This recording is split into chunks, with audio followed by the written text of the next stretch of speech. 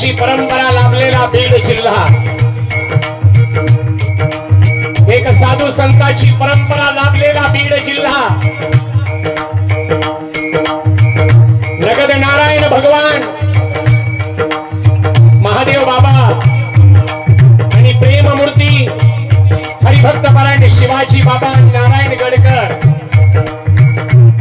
एक संत महंतांचा असणारा बीड जिल्हा आणि या जिल्ह्यामध्ये एक सामान्य मराठा कुटुंबामध्ये मनोज पाटील जरांगे दादा यांचा जन्म झाला। शाळेत घेतली शिक्षण, शाळेत घेतली शिक्षण, घेतली शिक्षण, एक आपल्या ध्येयाप्रती एक निष्ठ असणारा तरुण, घरची परिस्थिती सामान्य असतानाही सर्व जबाबदारी स्वतःवर घेतली।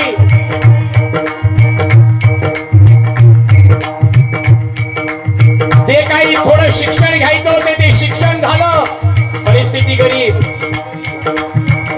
आणि अगदी तरुण वयापासून मराठी माणूस म्हणून, मराठा समाज म्हणून सामाजिक कार्याला सुरुवात केली। उभारील आंदोलनाला, उभारील आंदोलनाला, काम फुटला महाराष्ट्र शासनाला, काम फुटला महाराष्ट्र शासनाला, भेट देण्या अंतर्वादीला, अंतर्वादीला जिहाद, अंतर्वादीला जिहाद, अंतर्वादीला जिहाद। स्वतःचा आत्मविश्वास जर प्रगल्भ असेल, माणसाचा सगळ्यात जवळचा मित्र जर कोण असेल तर confidence it is the best friend of man. आत्मविश्वास हा माणसाचा सगळ्यात जवळचा मित्र आहे। समर्थ कारखान्यावरती आपलं कुटुंब त्या ठिकाणी गेलं, साधं घर, सिमेंटचे पत्रे असणार घर, मुलगा मुली, मायबाप, पण सामाजिक कार्याची आवड, राजकारण नाही, आपल्या समाजाच्या प्रति कृतज्ञतेचा भाव, लढा उभा केला। आणि हा काय 3-4 वर्षाचा लढा नाही, अनेक आंदोलन करणारे मनोज पाटील जरांगे दादा त्या परिसरातील 130 गावं, प्रत्येक गावात जनजागृती केली आणि उपेक्षित असणारा गरजवंत मराठ्यांचा लढा सुरू झाला। संघर्ष करून समयाला, संघर्ष करून समयाला गावोगावी फिरायचं, फिरण्याकरता वाहन नाही, 1-2 मित्राला बरोबर घ्यावं, जाताना एकानं पेट्रोल टाकावं, येताना यांनी पेट्रोल टाकावं, समाजाच्यासाठी लढा उभा राहिला। आणि त्या दिवशी घडलं हे आंदोलन चिरडून टाकावं। 1942 साली जसं क्रांतिशील नाना पाटलांना पोलिसांनी पकडण्याचा प्लॅन केला, त्यावेळेला देखील नाना पाटील कुणाच्या हाताला लागले नाहीत। तीच अवस्था त्या दिवशी अंतरवालीला। काही मंडळी आली, सामोपचारानं बोलण्याचा प्रयत्न केला असता तर अंतरवाली महाराष्ट्राला, देशाला माहिती झाली नसती। थोडं सांगितलं असतं, आपण बघूया, प्रयत्न करूया, होईल असं केवळ आश्वासन जरी अगोदर दिलं असतं तर मनोज जरांगे पाटील कोण हे महाराष्ट्राला कळालं नसतं। यांनी स्वतः खाजून दुखणं आणलं आणि काही तर घडायचं असेल तर हे असं होत असतं। त्याच्या वेळेला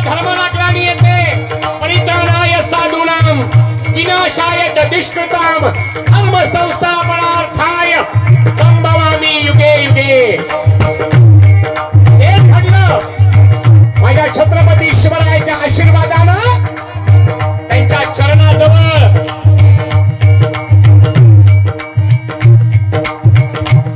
सुरुवात केली उपोषणाला. सुरुवात केली उपोषणाला. अन्न पाण्याचा त्याग केला. अन्न पाण्याचा त्याग केला. काळजी लागली होती सर्वाला. महाराष्ट्र जागा बघा झाला. जागा बघा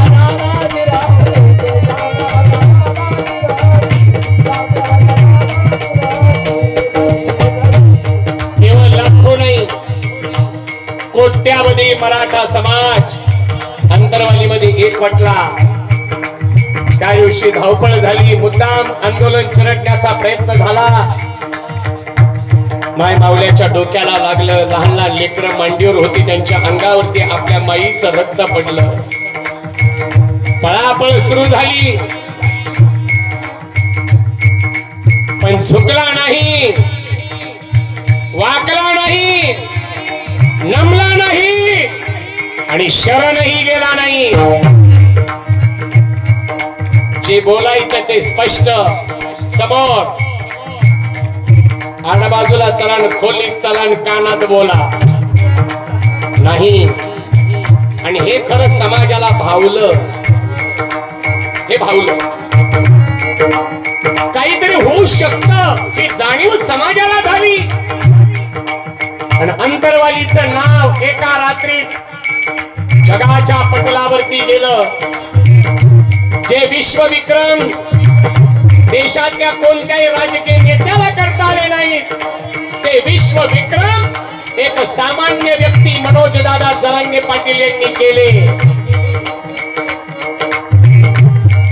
गाड्या पाठवून लोक सभेला येत नाहीत. इथे स्वयंस्फूर्तीनं समाज उभा राहिला. आमच्या मुस्लिम बांधवांनी पंक्चर जर टायर झालं ती व्यवस्था फ्री केली. पाण्याची व्यवस्था केली. वेगवेगळे समाज पुढे आले. आमचा साळी, माळी, कुणबी, धनगर, बंजारी, मराठा, हरिजन, गिरिजन, लोहार, सुतार, सांबा, भिल्ल, रामोशी, आदिवासी, मुस्लिम, ब्राह्मण एवढेच नाही. आणि मामा तुम्ही म्हणत असतात आम्ही काय माग होतो का? आमचे मारवाडी बंधूंना देखील या आंदोलनामध्ये सहकार्य केलं. लक्षात घ्या. काही ठिकाणी दुकानातले बिस्किट पुढे संपले. माय मावल्यांनी डब्यातलं पीठ जेवढं होतं तेवढं काढलं. भाजी, भाकरी, पोळी काय असेल ते तयार केलं आणि आंदोलनाला आणि सभेला येणाऱ्यांना प्रत्येकाला जेवण दिलं. आणि ही अंतरवाली जगाच्या पटलावरती गेली. म्हणून हा लढा उभा राहिला. वेगवेगळ्या प्रकारची आश्वासनं मिळाली. हे करू, ते करू, असं करू, तसं करू. पण बुद्धिवान असणारे आणि चतुर असणारे मनोजदादा जरांगे पाटील ते पूर्णपणे पटल्याशिवाय मी माझ्या समाजाला फसवणार नाही. प्राण गेला तरी चालेल. हे कोण करतात आजच्या काळात? म्हणून असा लढा उभा करणाऱ्या मनोजदादांना देखील केवळ आम्ही तुमच्या पाठीशी नाही, आता सर्व बरोबर आहोत हे सांगायचं आहे. म्हणून त्यांच्या लढ्याला पुनश्च एकदा शाहिराचा कोटी कोटी मानाचा मुजरा. शाहिरानं साथ घडविला, पूर्ण चढून शाहिरी साधावा. शाहीर कल्याण गातो बाबा या गातो बाबा.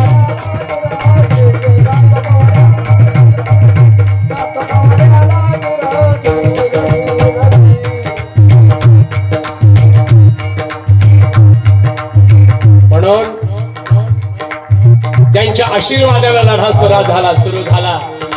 ते महाराष्ट्राचं वैभव छत्रपती शिवाजी महाराज राजे होते कसे?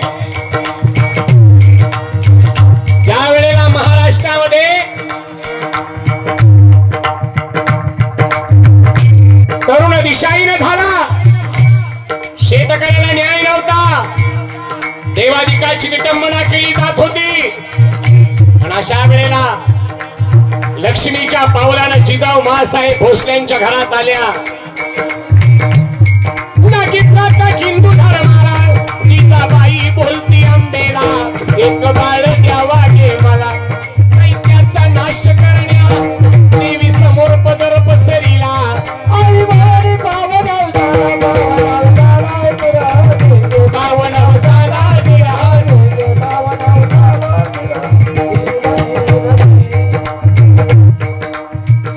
आई जगदंबे एक बाळ दे मला। जिजाबाईचं गारहाणं देवीनं ऐकलं। 19 फेब्रुवारी 1630 राजांचा जन्म शिवनेरी किल्ल्यावरती झाला। महाराष्ट्राला जाणता राजा मिळाला। मुलगा कुणाला झाला? एकेकाळी सह्याद्री हसला, एकेकाळी सह्याद्री हसला, अनंताला बसला, सह्याद्रीत बाळ जन्मला, मुलगा झाला राणी साहेबाला शहाजीराजा।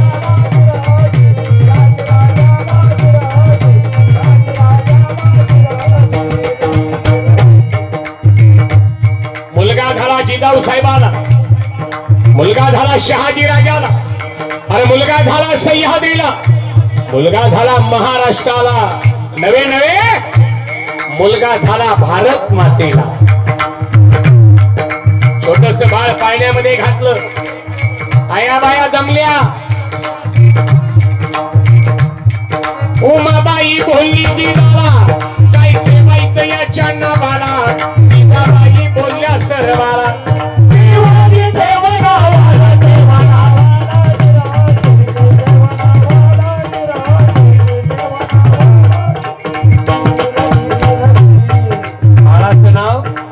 शिवाजी ठेवलं। दिसा मासानं महाराज वाढायला लागले आणि 16व्या वयात पुणे जिल्ह्यातील भोर तालुका स्वयंभू रायरेश्वराचं शिवलिंग आहे। त्या ठिकाणी महाराज जातात, तलवार काढली, करंगोळीवरती मारली, टीप टीप टीप टीप रक्ताची धार महादेवाच्या पिंडीवरती। हे हिंदवी स्वराज निर्माण व्हावं ही तर श्रींची इच्छा। बेल हातात घेतला आणि सर्वांनी ठरवलं आता जगायचं स्वराज्यासाठी आणि मरायचं स्वराज्यासाठी। हे हिंदवी स्वराज निर्माण व्हावं ही तर श्रींची इच्छा। अभिषेक शंभू देवाला, प्रार्थना केली समयाला, केली समयाला।